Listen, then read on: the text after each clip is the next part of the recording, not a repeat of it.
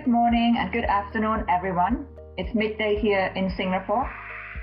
Welcome to the session Developing Sustainable Solutions Across Asia. My name is Oti. I am AVPN Southeast Asia Director, and I am very delighted to have you join us today. For those of you who do not know much about AVPN, we are a network of funders and resource providers with over 600 members across 32 markets. Our mandate is to move more capital towards impact in Asia by providing social investors like yourself opportunities to connect, learn, and lead. We will be sharing highlights of our day live on LinkedIn, Facebook, and Twitter. So don't forget to share your experience with us by using the hashtag AVPN2020. Together with our team, I will be ensuring that your learning experience with us this afternoon is a meaningful one. So, before we start with the panel conversation, I would like to highlight a few features in this room to keep our conversations lively.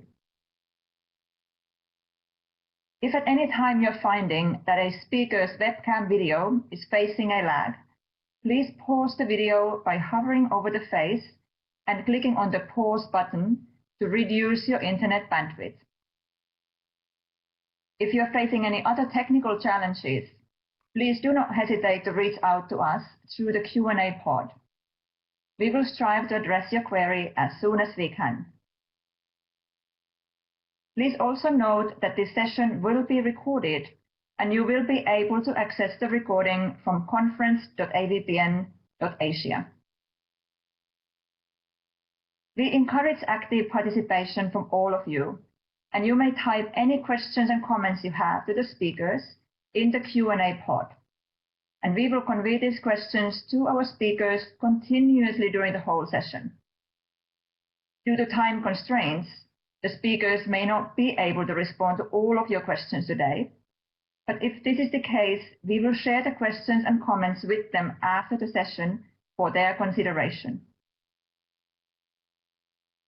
We will be running several polls and activities to get your insights during the session as well.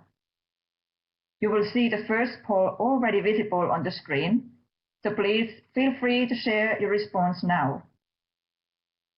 I'm quite thrilled to see that there's a nice variety of organizations who have already answered this question, and looking forward to understanding who the remaining participants in this room are.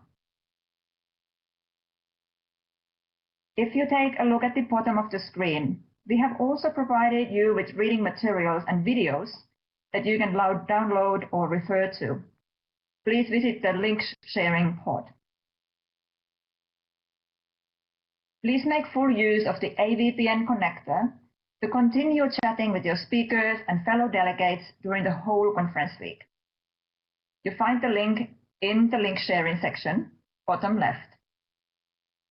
A quick 1-minute tutorial can also be found on the main conference site to make full use of your networking opportunities during this week. As I mentioned, throughout the session, there will be interactive activities for you to participate in, and I will be on standby to guide you through those. So let's get started with the first one.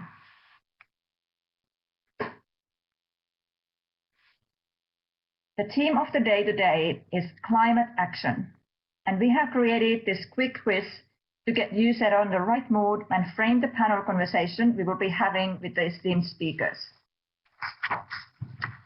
You will see 6 statements which are either true or false.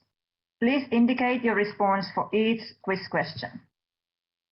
The first statement is, by current estimate, there will be more plastic than fish in the ocean by 2050. Is this statement true or false? I'm seeing a quite nice of responses coming in, and you see quite a line in your responses that this is true. And yes, you are correct. This answer is true, as has been famously reported by the Ellen MacArthur Foundation. The next statement is, worldwide, buildings consume nearly 40% of the world's energy. Is this statement true or false?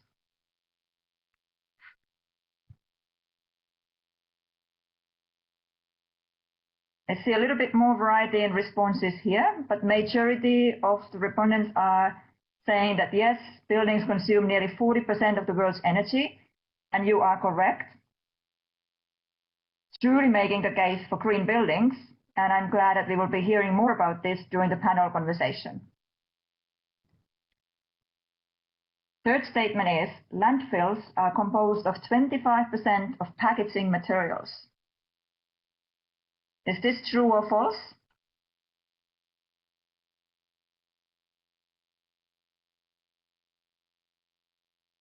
Most of you are saying that yes, this is correct, but you are in fact wrong because this statement is false.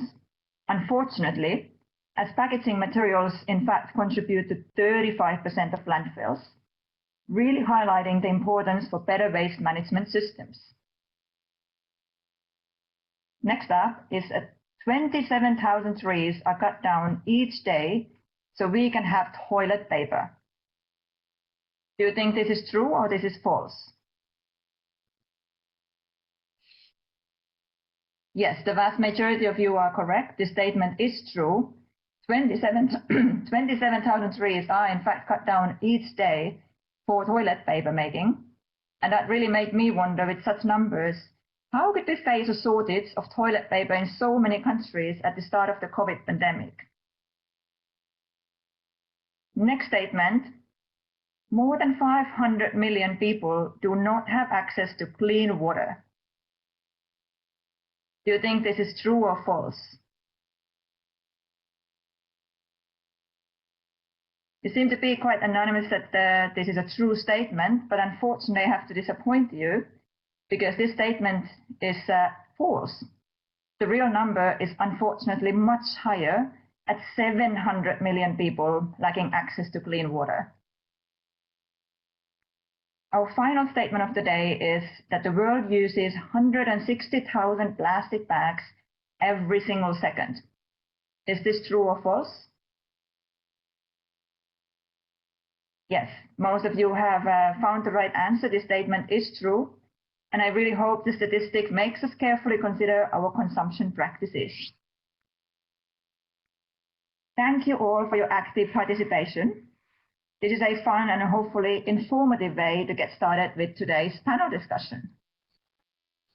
So now that we have set the scene for the conversation, I'm very happy to introduce our moderator for the session, Dr. Ganesh Natarajan, Executive Chairman and Founder 5F World, which is a platform for digital startups, skills and social ventures. Dr. Ganesh is an experienced entrepreneur, a recognized business leader, and sits on the board of many public and private organizations, such as ABPN. Dr. Ganesh, over to you, please. Thank you very much, Auti, and it's a pleasure to be here with all of you. Good morning, good afternoon, and if there's anybody from the US, good evening. And I think we are talking about possibly one of the most important themes for the last many years. Of course, I think thanks to COVID, it's got a bit of a background, but we all know that in the long term, sustainability is what will save us and save the planet. Very quickly, I think we all know this data, but we probably know that over a degree in Celsius is what global warming has contributed ever since the pre-industrial era. And if you're not careful, it could well be maybe 2.5 degrees or 2C as we call it, 2 degrees Celsius by 2050. And even if we are careful, it looks like 1.5. So we really have to be very, very watchful about how we control and how we do not propagate any further. Greenhouse gas emissions, carbon emissions, I think we're all aware of that. I think it was Isaac Asimov in 1941 who wrote this brilliant article where he conceptualized space solar power, which would really mean that space stations which are beaming down solar power in a very concentrated fashion and making it a very possible use of alternative energy. So I think renewable energy has been talked about. Decarbonizing power and fuel is a major initiative for many organizations and countries. We have talked about, not very effectively, halting deforestation. As many of you know, every year one Greece or a landmass equivalent to Greece gets deforested, which is a real tragedy. Reduction of methane emissions by adapting industries to be more carbon friendly. I think that's important. We've also talked about, and many countries are experimenting with carbon capture, carbon sequestration. All this is important. We will spend a lot of time today on electrification and the greening of transport, and specifically for buildings. And we will also talk about the question that was raised earlier, which is the reduction of ocean plastics. So we have a huge agenda in front of us. So let me dive into it. One of the three takeaways which is mentioned, which I will repeat, we need to know how we can transfer the global COVID response, which has been phenomenal worldwide, into collective climate action, which has kind of evaded us for some time. What could climate change disruption look like? Where would the innovations come from? And of course, who are and where are the key stakeholders who will lead this change? So we have two absolutely fabulous speakers. And what I'm going to do is I'm going to ask them to briefly introduce themselves. And then I'll dive into some questions. And then, of course, we will make it a very interactive session. So let me start with requesting you, Esther, if you can tell us what you do and what CDL does, it would be fantastic.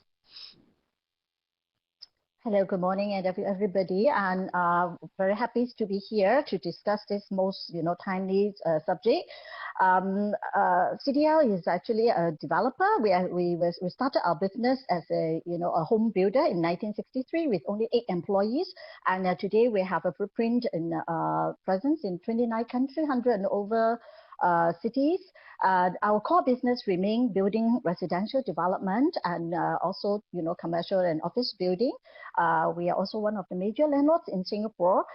We have footprint of 150 over hotels worldwide, and we also have a fund management an arm.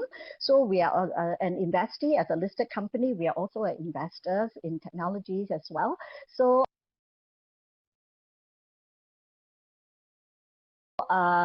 definitely we have started as like in the 20 years ago. So when we first started in 1995, our ethos was conserving as we construct. And of course, today we also have to look at how we manage the whole life cycle of the building sector, and how we engage a larger ecosystem, the whole value chain. So there are a lot more complex issues today when you run a business, as the world is facing both climate and also health emergency, and all these have strong business case and also strong economic impact, and we'll be very happy to share more from a private developer and a private sector's perspective. Thank you.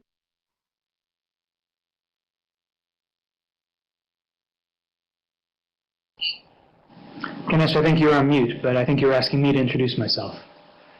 I'm Rob Kaplan, founder and CEO of Circulate Capital. We're an investment firm based here in Singapore.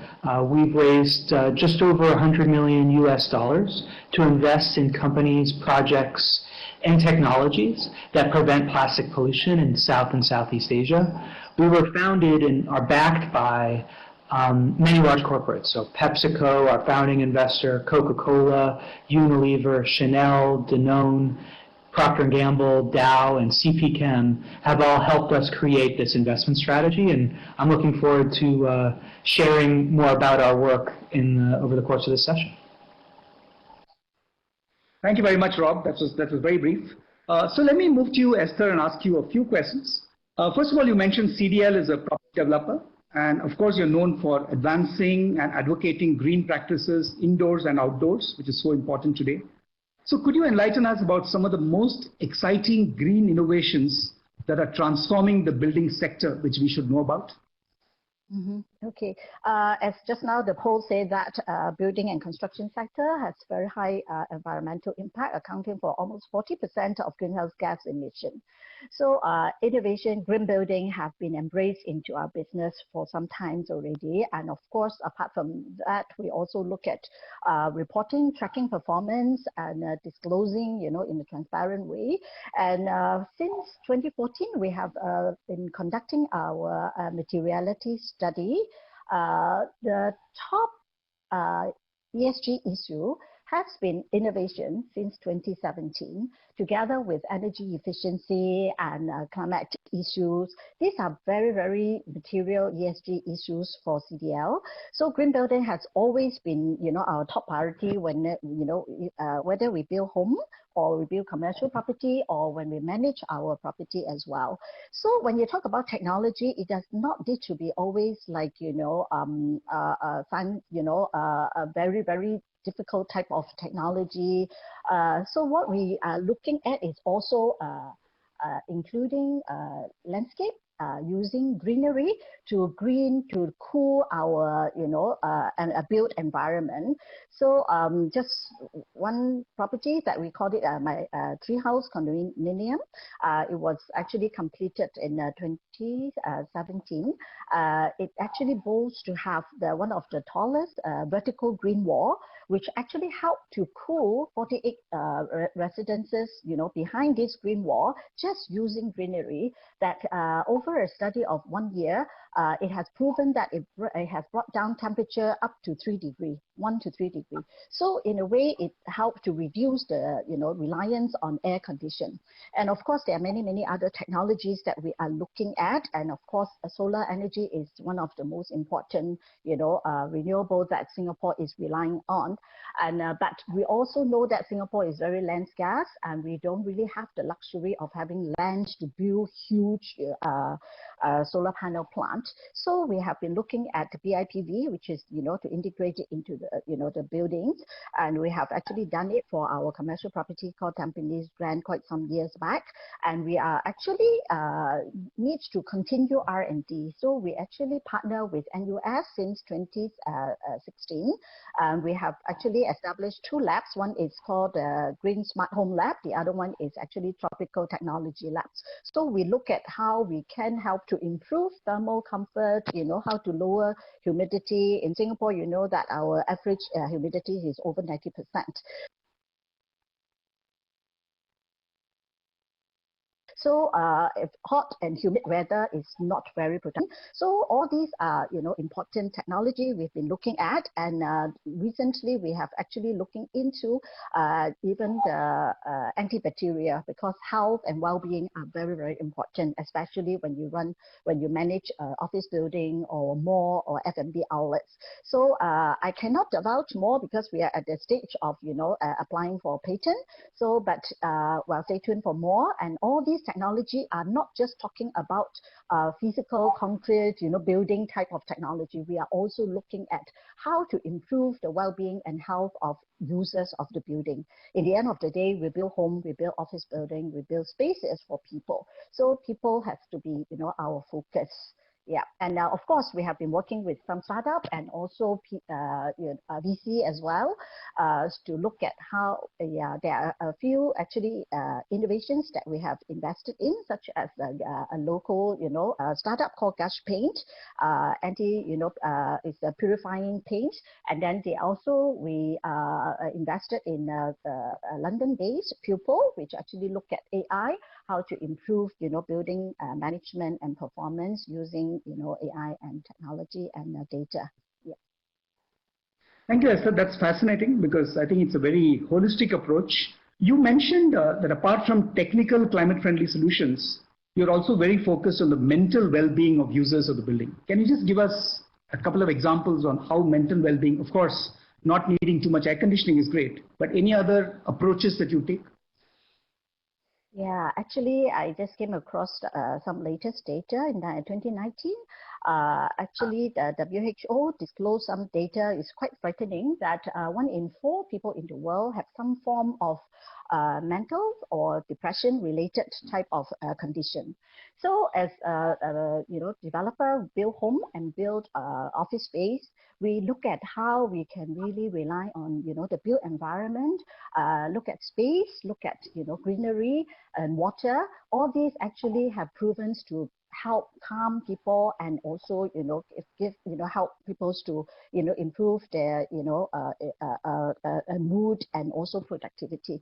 So just give you an example for residential development, the mandatory requirement for softscape, which is like greenery, amenity, water features and all that, mandatory requirement is about 40%, but we have been actually offering a lot more than 40%.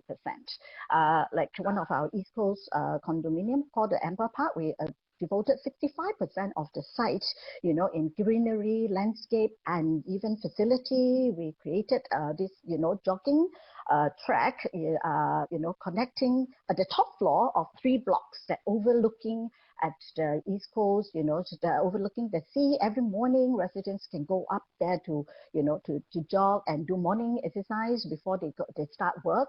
And, all these facility, whether it is, greenery or helping people to, tap into, look into like how they can actually do herbal farming or some of the, even vegetable farming. All these are new elements and features that we are looking at to help people, have the peace of mind and also help them relax, after busy, working day or working week. Thank you, Esther. Looks like I have to move to Singapore and move to one of your buildings. Yeah, so let me you're most welcome. Let me ask you, you're both an investor and an investee, and you have responsibilities to multiple different stakeholders. So how do you ensure that these new green innovations are measuring against their expectations? Mm-hmm.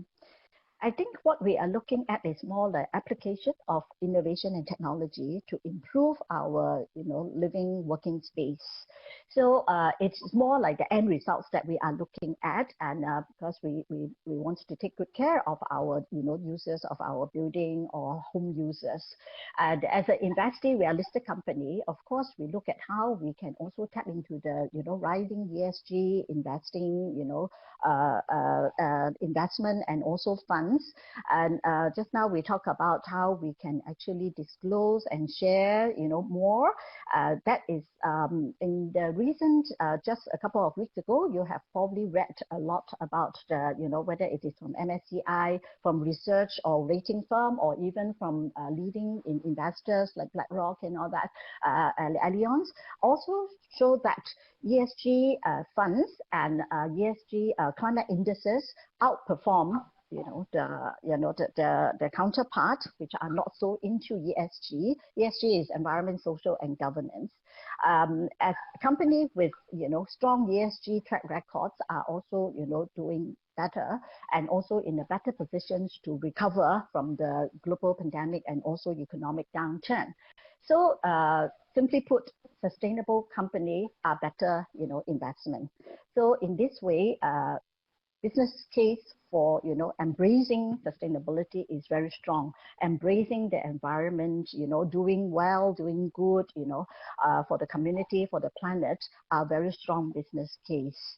And as an investor, we also look at how we can also help some of the innovator. And I mentioned that we support some of our local innovator as well as prop tech innovator. Now we have invested in funds such as like FitWall, based in US, to invest in prop tech and how we can improve the built environment. And of course, in the end of the day, is to benefit the users of the building environment. So Esther, I believe you've also made some very interesting investments in technology.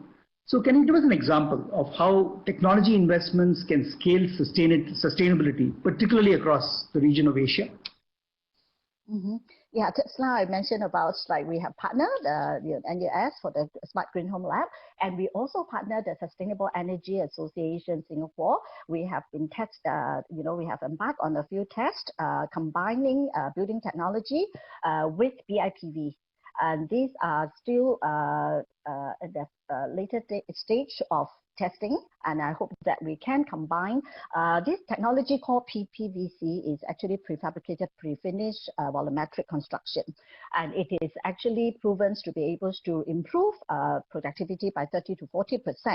If we can combine building technology and more productive technology with BIPV, which is the building integrated PV, and if all these can combine together, we can also help to reduce resources.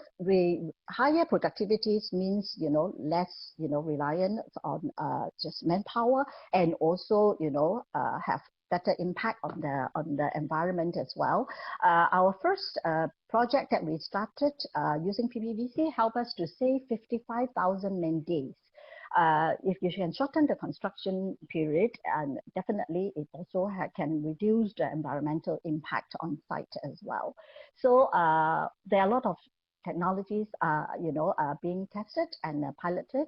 And we hope that we can, for every new development, we always include one or two new technology to improve not just the aesthetic, but also for the comfort for our, users and residents. I was just asking, where do you think the next big innovation that will disrupt climate change, where will that come from? Okay, actually, while we are all living in a very disrupted world today, not just because, not just due to climate change, but also because of the global pandemic. And there was also saying that the COVID actually gave a break to the environment. But on the World Environment Day, just last Friday, I also read from this World Meteorological, Organization report saying that actually last month was actually one of the warmest May on record. And carbon, emission also hitting a new high. So I'm not too sure that whether, whether COVID is really giving, nature a break.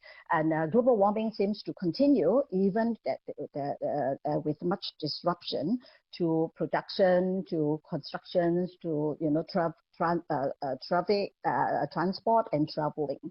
So when we are looking at how to coexist with, climate and health emergency, and I think we are still in early day. We can't really talk about post-COVID, at this stage. So now it's like, how do we balance and how do we go back to the so-called new normal? How do we reset the way we live, work, travel, and play? And how do we strike a balance between, both health, well-being, as well as, carbon performance? Thank you very much, Esther. I think that was a wonderful kind of canvas that you painted for us. Participants, of course, any questions you have, please post it on the chat line and we'll come back to that. But let me move to Rob. And Rob, that's really amazing work that Circulate Capital is doing. And as I understand, you were founded to fund and scale solutions to solve the marine plastic issue. And you recently made your first 2 investments in the region. So can you tell us a little bit about these investments? What's exciting about them? Yeah, of course. Thank you, Ganesh. We already knew that there's about 8 million tons of plastic entering the ocean every year. And that's about the same as a garbage truck full of plastic backing up to the ocean and dumping its load every minute. And that was before COVID. Following COVID, we found that plastic pollution is increasing. It's straining our already stressed waste management and recycling systems across the region, and the need to invest is greater than ever. That's why we've continued to double down and invest capital alongside our partners in these types of solutions. So as you noted, we're very focused on companies that are preventing plastic pollution in India, Indonesia, the Philippines, Vietnam, Thailand. We announced our first 2 investments just a few weeks ago.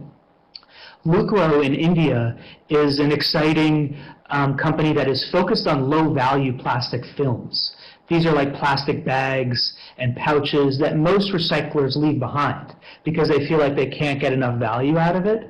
But Lucro has developed an expertise and a know-how in how to manage this tricky plastic waste material.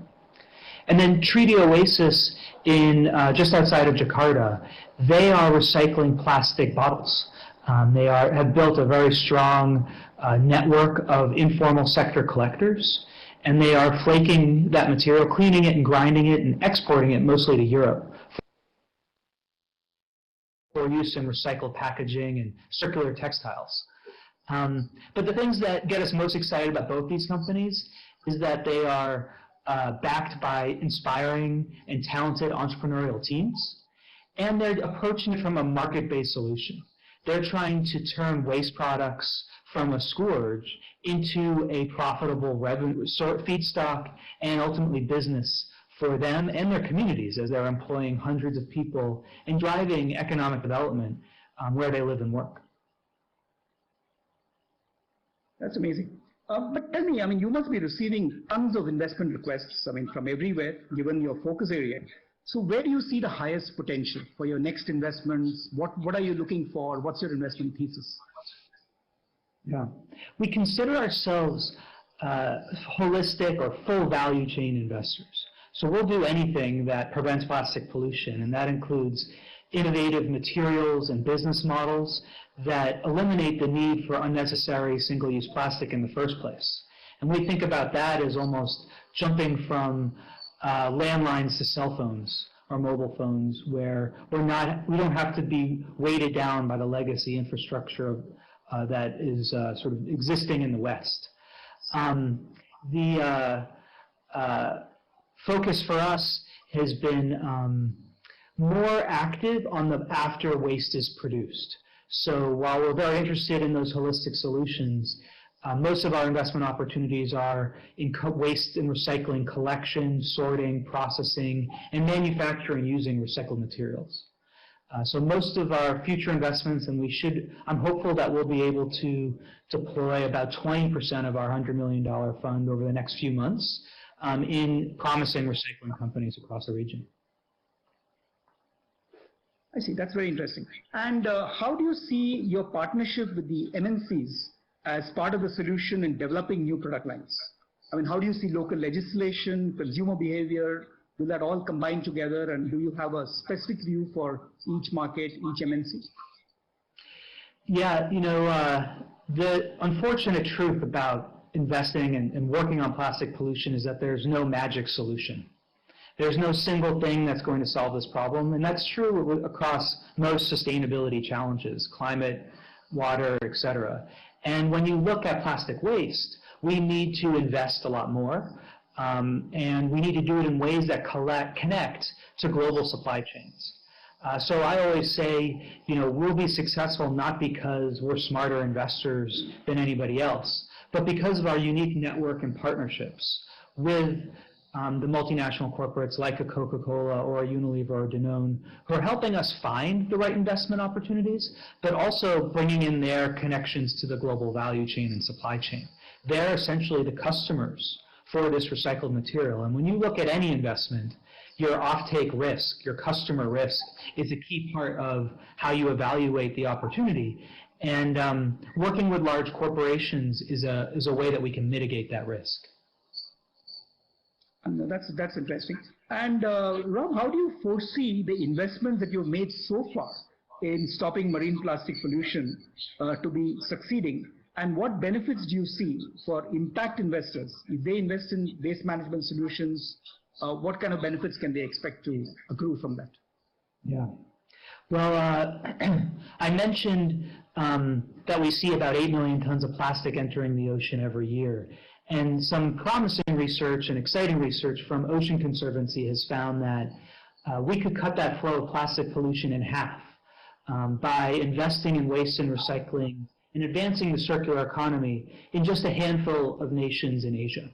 And so that really inspired us to create Circulate Capital because that defined the scope of the solution.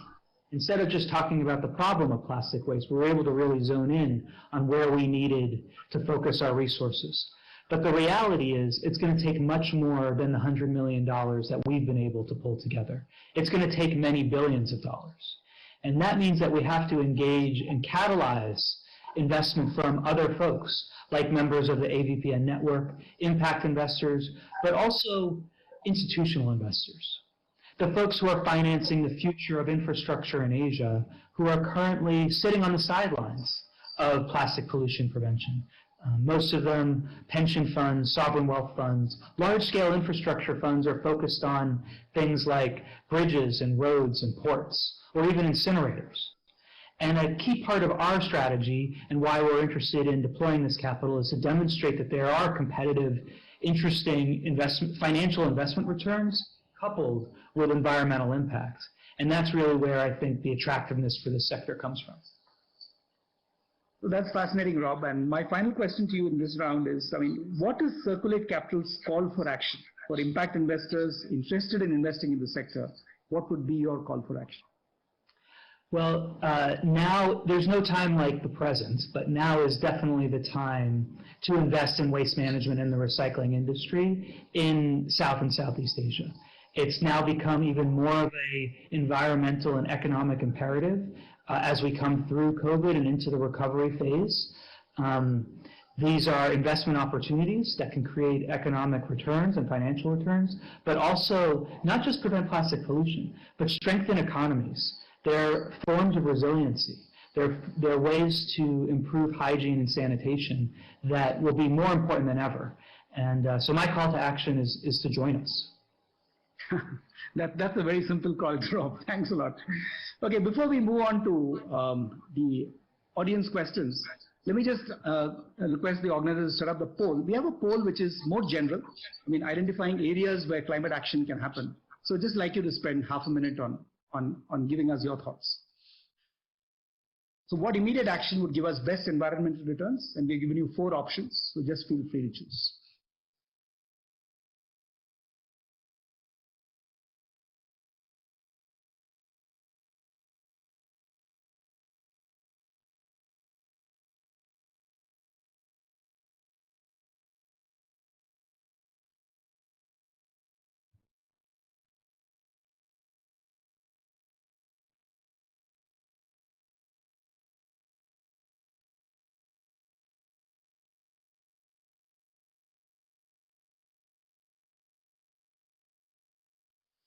That's great. So clearly we are all worried about the path of industrialization and the carbon content that happens through industrial action.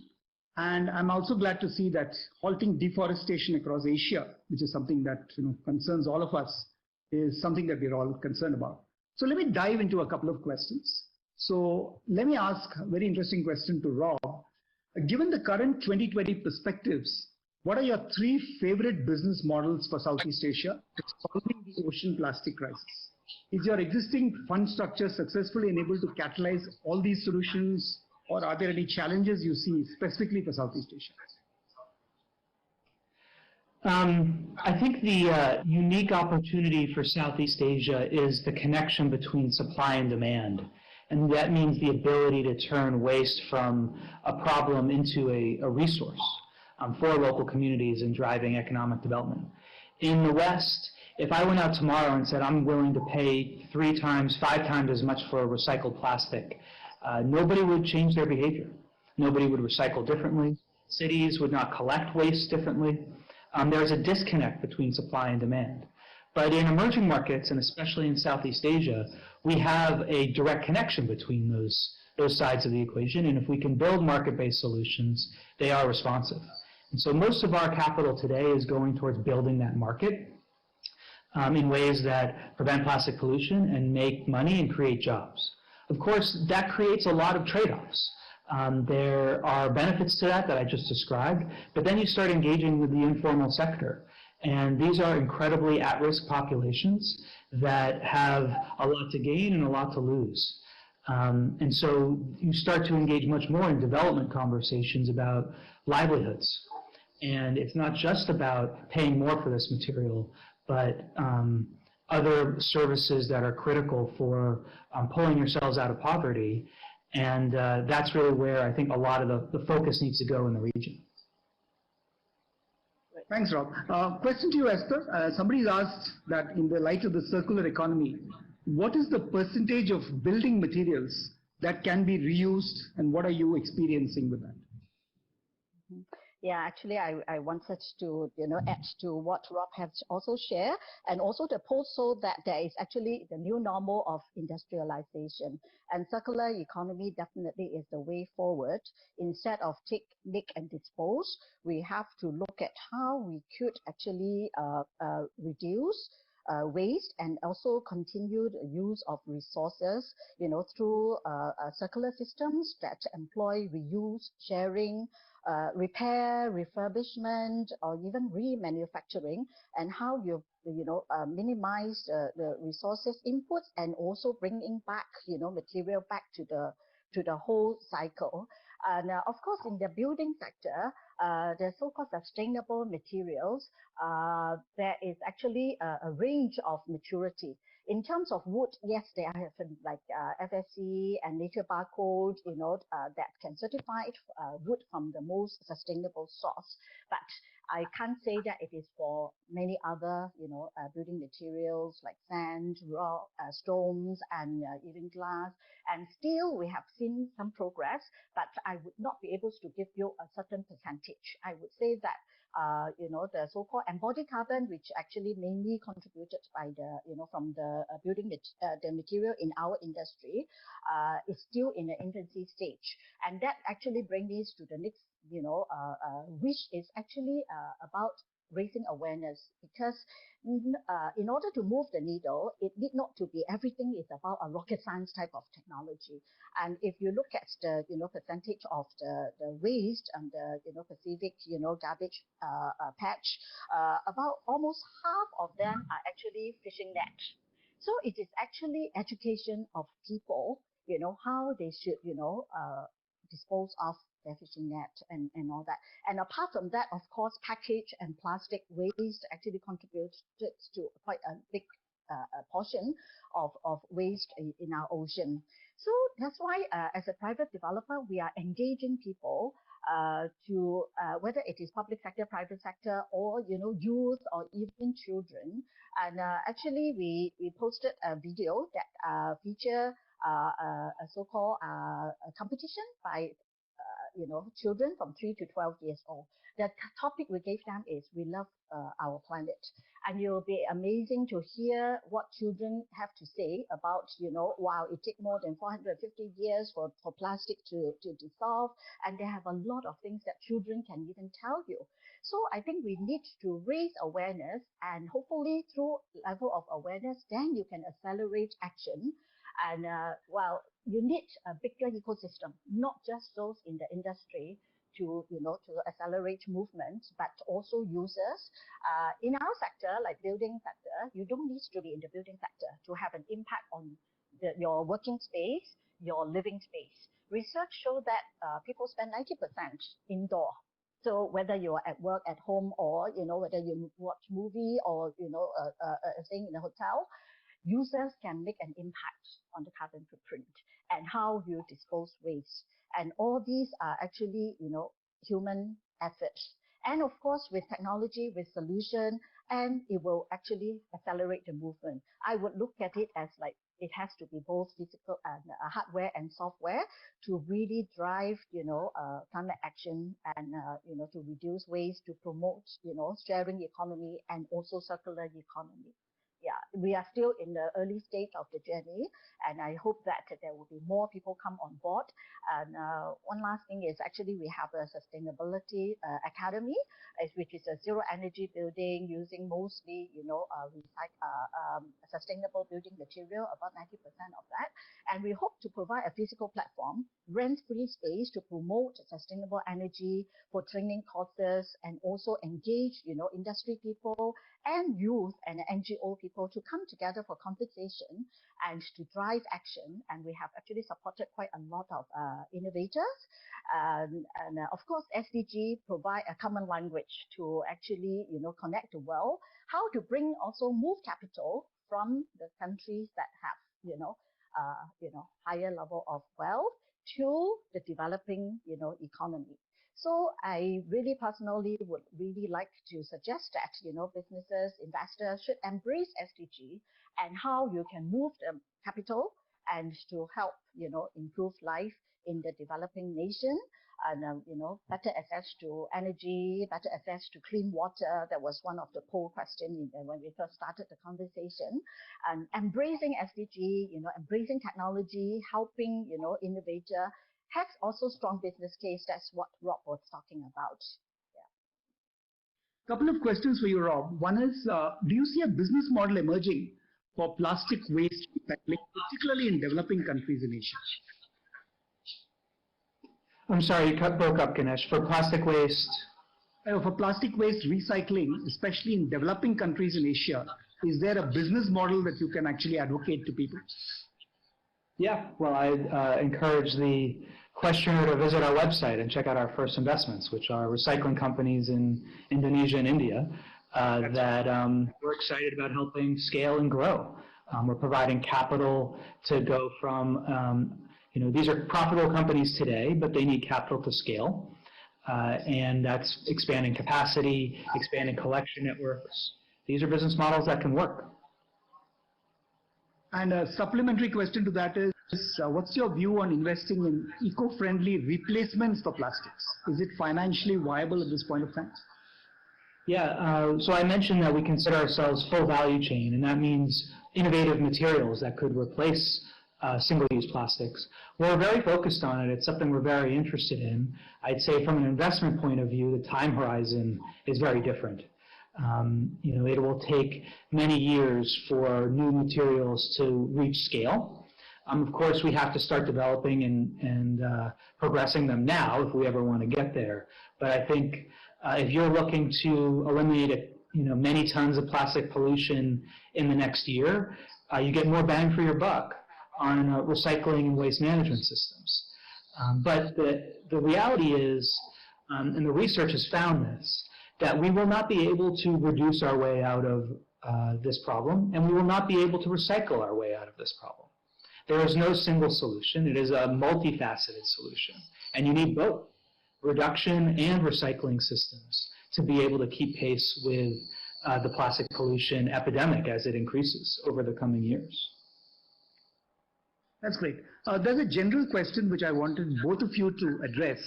It says, what are the common challenges that prevents corporates embarking on sustainability efforts? So do you have any tips to encourage more corporations to come forward to support the sustainability agenda? Mm-hmm. Yeah. Esther, would you like to go first? Yes, of course, gender is my pet subject, and especially in industries that is male-dominated. I've been in the building sector for 25 years now, and I have seen really very positive change. And in fact, in the climate arena, you have actually a lot of global leaders are actually lady, like Christiana Figueres and Miss Kingo, and all these people are really driving change.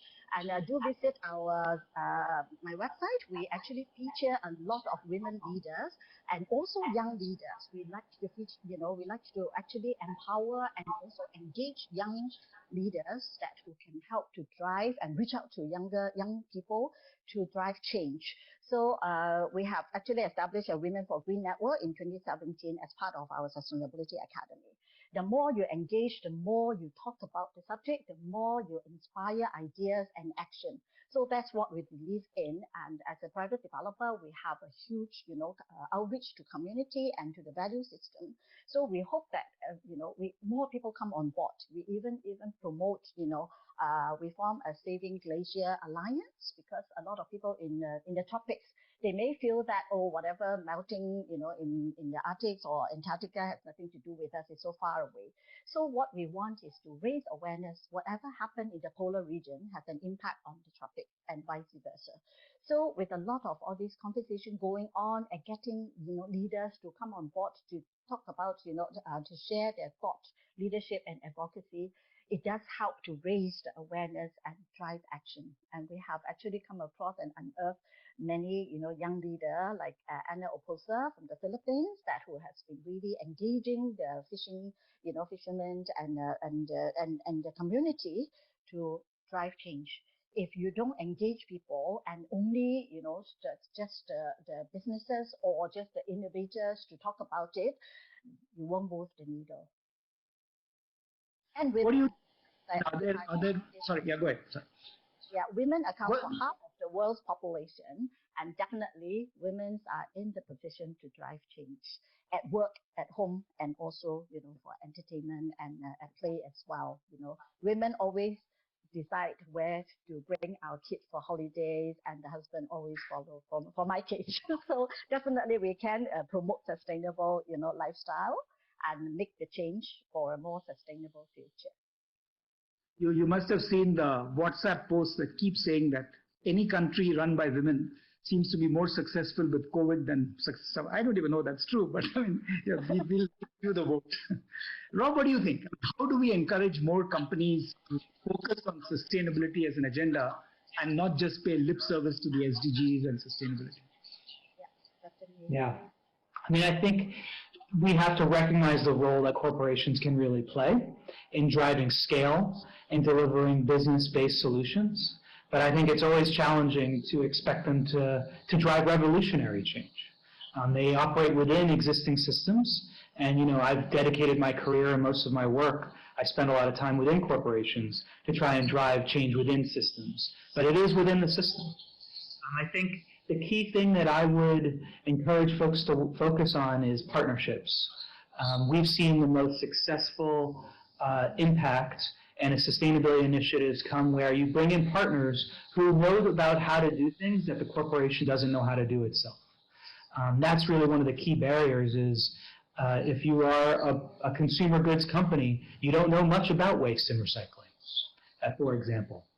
So how do you get that expertise? And you don't do that by stepping outside of what you know. You do that through partnership. And that's a key element for success.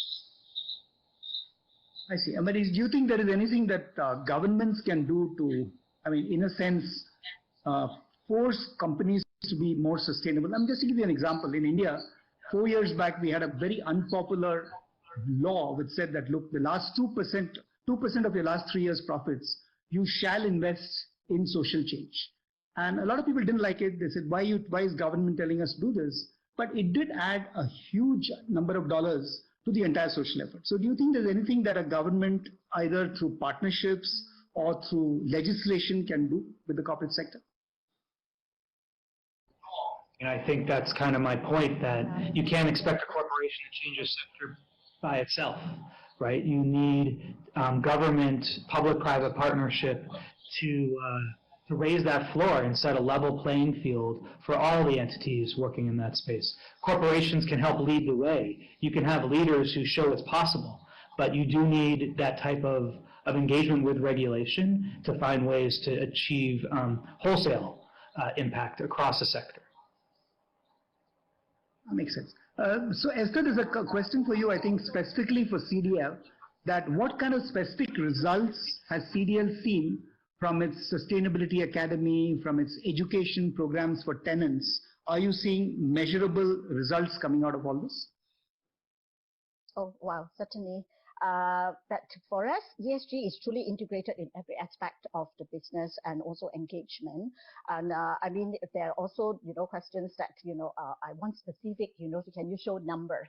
So maybe I can share some of the numbers that we opened the Academy in June 2017, World Environment Day. And in the first 30 months up to end of 2019, we actually hosted or organized or supported 340 over events, including 120 training courses that run by an NGO partner, the Sustainable Energy Association Singapore, which actually have tied up with ADB, Asian Development Bank.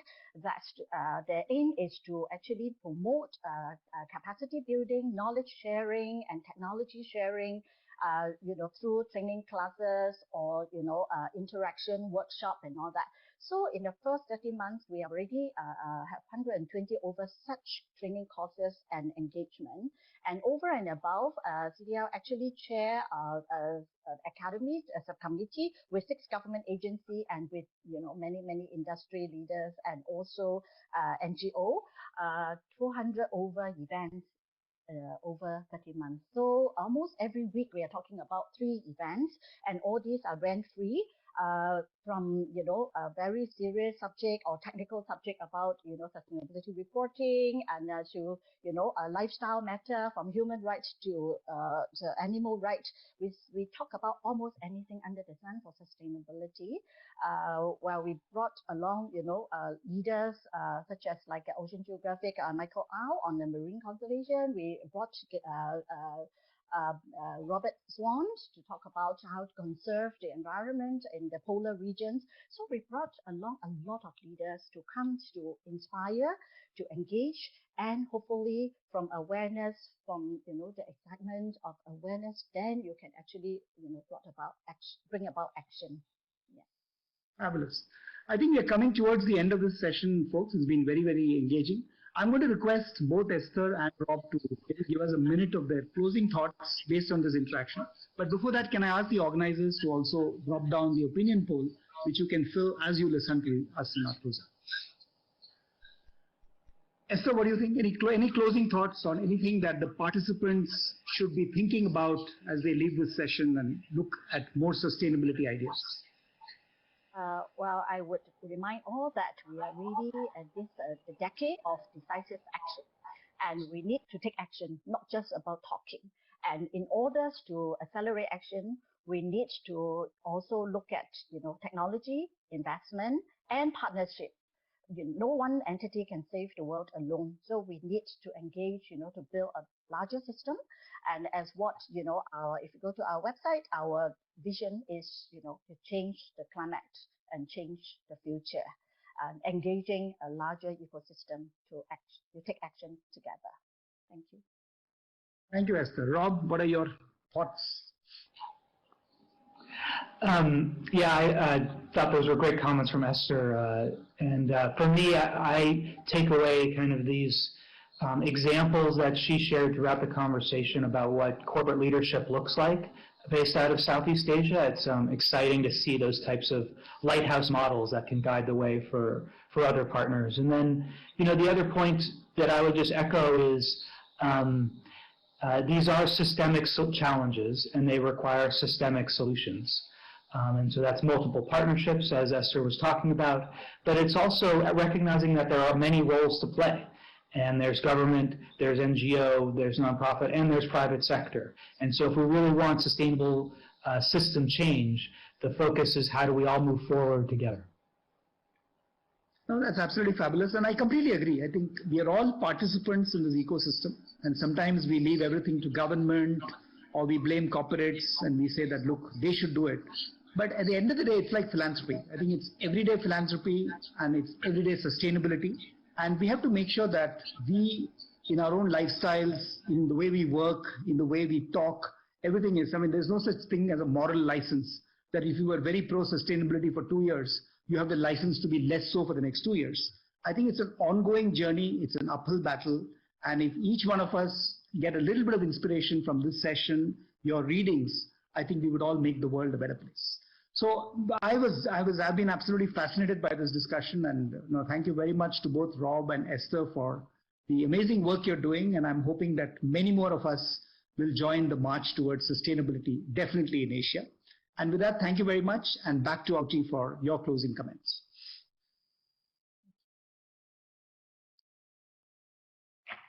Thank you very much, Ganesh. Thank you, Esther and Rob. That was an incredibly insightful and lively discussion. Thank you for the participants as well. We have received an incredibly huge amount of questions from you all. We have tried to show them all to the speakers, and we will also share all your questions and all of your comments with the speakers after this session, so that they can consider if they can respond directly or via AVPN. There's actually 450 of you today during this session, so that's a great participation from you all. And I'm sorry that we were not able to address all of your questions, but I thank Ganesh and Esther and Rob for addressing so many of the audience questions as well. So with that, we have now come to the end of developing sustainable solutions across Asia. I wanted to highlight from the final poll that your key takeaways, it was really interesting to see that you highlighted very similar topics that the speakers spoke about as well, in terms of partnerships, the importance of collective action, also the importance of investing in women and recognizing their role in climate action. There are many great takeaways that we'll have a deeper look into those and then share with you post the session in our takeaway summary tomorrow, along with the session recording as well. So this session has been made possible with the kind support of our lead partners, Chandler Foundation, Stockholm Environment Institute, and the Iran Prize Foundation, our knowledge partner for the day, Vocan, and our impact partner, City Developments Limited. I would like to encourage you all to continue chatting with your speakers and fellow delegates and make full use of the AVPN connector. You will find the link for this in the link sharing section at the bottom left. You could also get familiar with AVPN Climate Action Platform, which has an overall vision to unlock capital in a more targeted and effective manner into climate solutions and to create an effective way for AVPN members who are climate leaders, such as our speakers today, and potential investors to find new and impactful ways to share best practices and thought leadership. Please do share your highlights of this session on social media, and remember to tag us using the hashtag AVPN2020. Up next, during the conference, we have the session on uncovering hidden pockets of climate finance, which will be starting in about 1 hour from now at 2 p.m. Singapore time. I thank you all. Thank you to speakers, thank you participants, and please enjoy the rest of your conference.